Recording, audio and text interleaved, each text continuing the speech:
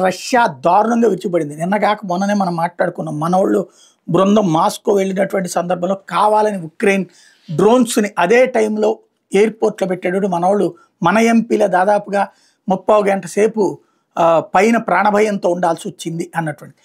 అలాంటి అంటే మాస్కో మీదకే డ్రోన్‌లతో దండయాత్ర చేసినటువంటి ఉక్రెయిన్‌కి చుక్కలు చూపించింది రష్యా. కాల్పుల కోసం ఒకవైపు మంతనాలు జరుగుతున్న వేళ ఉక్రెయిన్ మీద రష్యా అతిపెద్ద వైమానిక దాడి చేసింది. ఉక్రెయిన్ రాజధాని కీవ్‌తో సహా పలు ప్రాంతాల లక్ష్యంగా 360 డ్రోన్లు క్షిపణులు ప్రయోగించింది. 3 ఏళ్లుగా జరుగుతున్న యుద్ధంలో ఇదే అతిపెద్ద వైమానిక దాడి అని ఉక్రెయిన్ అధికారులు చెప్తున్నారు. ఉక్రెయిన్ మీద రష్యా 69 క్షిపణులు, 298 డ్రోన్లను ప్రయోగించినట్టు వెల్లడించారు. ఉక్రెయిన్ రాజధాని కీవ్ బాంబు మోతలతో దద్దరిల్లింది. రష్యా దాడిలో ఉక్రెయిన్లో 12 మంది ప్రాణాలు కోల్పోయారు. ఇందులో 3 చిన్నారులు ఉన్నట్టు తెలుస్తోంది. 60 మందికి పైగా గాయపడ్డారు. 80 నివాస భవనాలు సైతం ధ్వంసమైంది. దాదాపు 27 చోట్ల అగ్ని ప్రమాదాలు సంభవించాయి. ఇరాన్ రూపొందించినటువంటి షాహిద్ డ్రోన్లను ఉక్రెయిన్ మీద రష్యా ప్రయోగించింది.